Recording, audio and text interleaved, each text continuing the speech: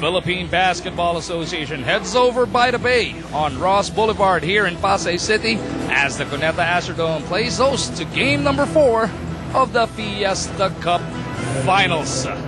Good evening, everybody. Magu Marjon here for Solar TV's continuing coverage of the 35th season of your Philippine Basketball Association. And before we head into the action, let's take a look at what's been happening around the league, starting with last Wednesday's Leos. The Leos, the 35th PBA Annual Awards, happened last Wednesday, and the league's brightest players this season shone during the night. From the BMEG Derby Ace Llamados, James Yap.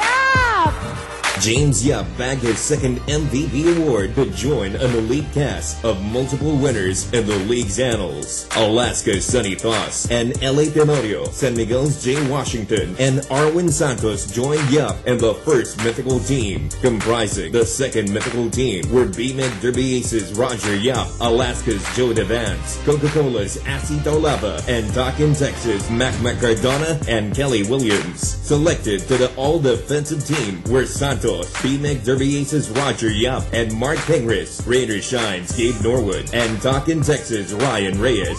Cyrus Baguio, the Alaska Aces, won the Sportsmanship Award, while Tenorio emerged as the most improved player. BMEG Derby Aces Rico Meyer-Hopper, meanwhile, was named Rookie of the Year. Former PBA Chairman and Air 21 Governor Lito Alvarez, now the Commissioner of the Bureau of Customs, served as the guest speaker and was given a special tribute. Congratulations once again to all of the winners, especially the biggest one of all, big game James Yap, pocketing his second most valuable player. Also last Wednesday, a luncheon was held over at the Meralco office as Santa Lucia formally turned the team over to their new owners. Another Around the League feature here on Solar TV. Santa Lucia Governor Buddy Encarnado led the contingent in turning over the team over to the group from Meralco headed by Mr. Ramon Segismundo, their new representative to the board, who is also a senior vice president and head of human resources and corporate services for Meralco. On hand, also their brand new head coach Ryan Pretty Boy Gregorio. He will be taking over that team for at least the next 5 years. Of course, Boss MVP or Manny V. Pangalinan also on hand to give a talk to his brand new team. So Santa Lucia is no more. Handa ka na bang maglaro? That is the new team of Meralco. So that is what has been going on around the league. Now headed into this game number 4, let's take a look at the series recap before we head into the action. The Alaska Aces, after taking the first 2 games by a grand total of 10 points, losing game number 3 by a whopping 16 points, and San Miguel finally on the board here in the finals. They look to equalize tonight while Alaska is still trying to bury them. A third win or a second for San Miguel. That is what is in the offing here tonight at the Cuneta Astrodome. And the game number 4 is coming right at you. Keep it locked here on Solar TV.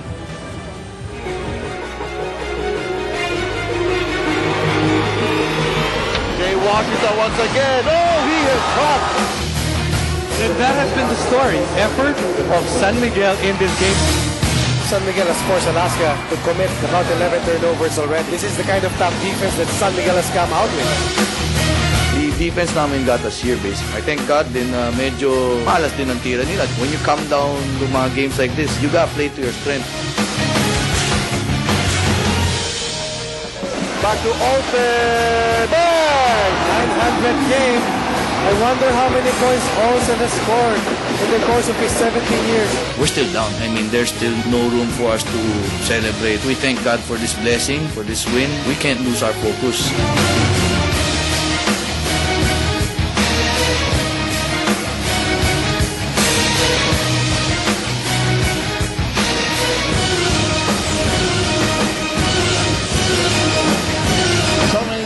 Happening simultaneously in a series. Alaska looked like they were well on their way to leading 3-0, but of course that's easier said than done when you're up against San Miguel. And you said, Dr. J, that San Miguel had to win the next two games or pick up a game there because they could ill afford to go 3-0. Well, if they had gone 3-0, they would have been finished.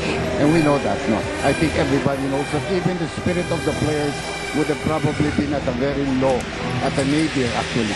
So I think that they showed what it needed, what it took to be able to come back and win a big game. For them, it was a big game. But I still give the advantage to Alaska in the sense that the pressure is still on San Miguel. Absolutely. So today, San Miguel hopes to even up the series in order for it to really make it very interesting for us spectators. Of course. Shot Atkinson said they're still down now. As we bring along Jason Webb, who was with that very interesting coverage just last Wednesday with Richard and Ronnie. The Aces, was it offense or was it defense? And the offense, or was it a mixture of things? You were talking about turnovers also in the second quarter with the two other guys. Well, when you look at game number 3, the main ingredient that was very different for the first two games was energy. Who had more energy in game 3? When you looked at that game, very telling. Sinabi ni LA Tenorio in the halftime interview, they were actually surprised at the amount of energy San Miguel came up with, and they were a bit startled. And that's what happened to that game. When we look at the numbers, games 1 and 2, Alaska only had 91 points. That's about their average. But come game number 3, San Miguel tightened it up, only gave 80 points, had 22 less points given up to the starters. Ito yung free throw. But sabi natin, Dr. J, ito sa Alaska na to dahil wala nang bantayan. But look at this. Rebounds, minus 20. San Miguel had 20 more rebounds in that game, and Alaska turned the ball over 10 more times. And that was because of the energy of the San Miguel Beermen. And Dr. J, so many players responding beautifully that day for San Miguel. Well, yes, obviously the using of Miranda against LA Tenorio helps the team. Miranda, I think you know him. You know him well. He has a lot of energy. He'll be in your face all over, you know, and he'll use his 6 fouls if he has to use his 6 fouls in order for them to stop the guy that makes the engine run, and that's LA Tenorio. Now, we have to give it to LA. LA came from the hospital the day after game 2. He had to check into Medical City because I was there. I had to check in on somebody. And, you know, I know that he was not at his full strength when he played game number 3. We do not know what the condition of LA is tonight. But guys like Miranda, guys like Nick Pinisu was not used at all in the semifinals, is beginning to help the San Miguel cause. And the other regular characters, I'd like to point to 3 made about Austin Rosella playing in his 900th game, Jason, that night. But Austin Rosella came in and finished that game for them, and like you said, had a huge game. If you look at these numbers right here, Dr. J. Yeah, you look at Santos, he had 18 points in that ball game, about 5 more than what he has averaged in 1 and 2. Danny Del Pozo looked like the 2-time MVP of old. Yes. He really played well underneath the basket. Austin Rosella, they use him in the fourth quarter, especially there when they're ahead, because Alaska goes to its own defense and also hit them with 3 big 3-point shots. And Miranda had 4.6 assists, but more than that, is really trimming down the scoring of LA Tenorio and the playmaking. And now, Dr. J, the question, did San Miguel finally come up with the antidote, the solution for Diamond Simpson? Well, what they did was they used Mick, who is 6'9". Now, Mick is not really quick, but if you're trying to post up Mick, he's not just going to back down. Like I said, he will use his fouls if he has to. With Mick stopping him from making that first quick move, then they come in with a double teaming, and that really takes away the offensive game of Alaska. Now today, obviously, with Tim, if you think about it, I'm not going to put him at the post. If Mick is going to guard him, I'm going to bring him out there and let's see Mick try to stop him if he's coming from the outside or cutting from the weak side. Those are some of the adjustments that Alaska can make in this ball game if they're going to use a slower guy like Nick Pinisi against a Diamond Simpson. And look at the numbers so far. Of course, in the first 2 games, Red Hot was best player in the first 2 games of the series. Then suddenly that performance. And just a huge drop-off. Like you said, points-wise, that's 12 points right there that are missed. But I think bigger than the points are the rebounds, because he's really the guy that gets the rebounds for them, and he had 8 less turnovers. I actually talked to Coach Tim Cone before that game, and he knew that San Miguel was trying to devise a way to get Diamond Simpson out of the paint. Okay. He was still in the paint in that game, but the one thing that San Miguel did very well in game number 3 was they gave Diamond Simpson different looks every time he touched the ball. They doubled early, they stayed single coverage, and they doubled off the dribble. And what happened, it seemed that Diamond Simpson was also perplexed at kailan ba dadating yung double at ano yung depensa. Exactly. And now, page number 1. Who do we begin with, my friend? Now let's start off with San Miguel. Dr. J and I will take a look at it along with all of you, of course. Now let's start off with San Miguel. Coming off that big win in game number 3. One thing that they did very well in game number 3, the point was able to steady the ship. We talked about Den of Miranda starting that game. He started, he had 6 assists, and what he did was actually have a guy that had experience in championship basketball. One thing that Alex Gabagnot does not have. After that, they finished it off with Olsen Racela, another guy with a lot of experience, and he killed Alaska with, like Dr. J said, 3 out of 3 from the 3-point line in that fourth quarter. And if you look at it, actually, yung troika nila, actually the 4 guys or the point guards of San Miguel actually played better than LA in that game. And it was the first time that happened in the series. Next up, I think they have to continue to dominate the rebounds. Actually, in this series, they have won every game when it came to rebounding. But in game number 3, it was almost absurd. 49-29 in favor of San Miguel. Finally, they have to keep Freeman on the floor.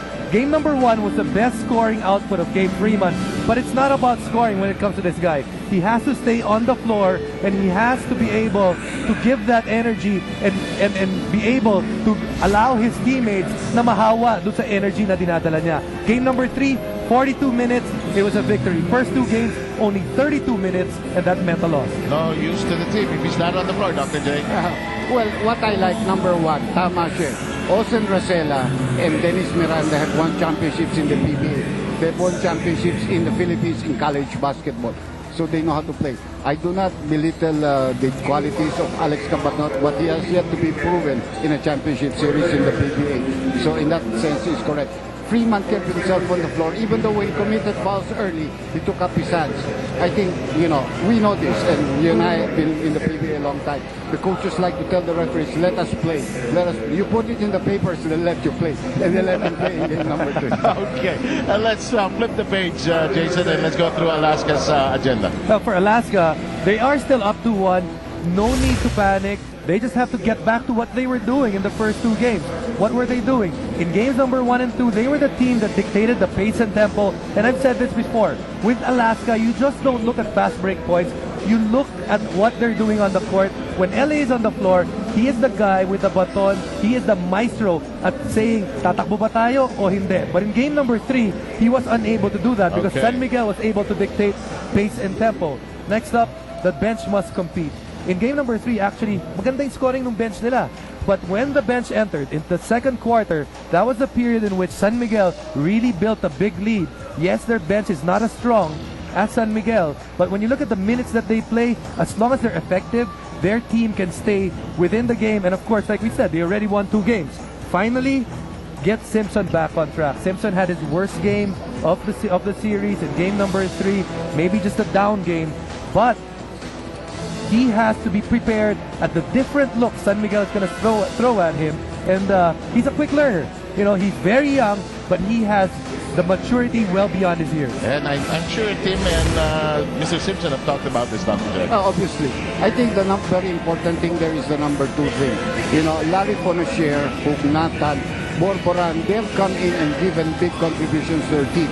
But just like any team, if the starting 5 plays well, as long as they compete or they give you a lead, it's easy to get points from people coming off the bench. They are very, very motivated. Okay, we will continue to pick the brains of our 2 experts here today. But down on the floor is Magumar John, and he has this report. Coach Shotang Kinsent was relieved that the Beermen finally did all the little things defensively in game number 3, which shot him have 13 takeaways and scored 28 points off turnovers. He reminded the boys to keep playing with their identity, or to their identity, and continue the defensive intensity. That was the key that brought them here to the finals. And while they are anticipating some adjustments from Alaska, he doesn't want to worry the players too much, but reveals that they are prepared for what may come. That is what's going on here at the Beermen's camp. Let's send it over to the Aces, where Cheska Litton is standing by. Thank you.